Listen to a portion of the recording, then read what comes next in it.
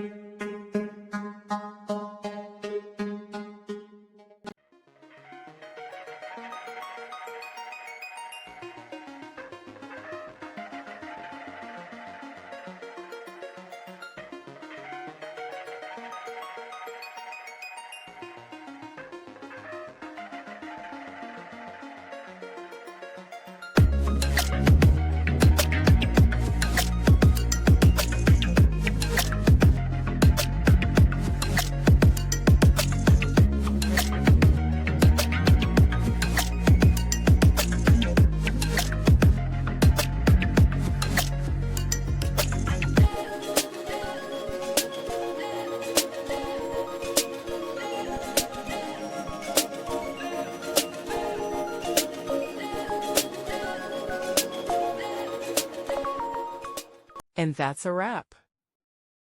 I hope you found the answer you were looking for. If you did, take a second to hit that subscribe button. It really helps out. And let me know in the comments which solution worked best for you.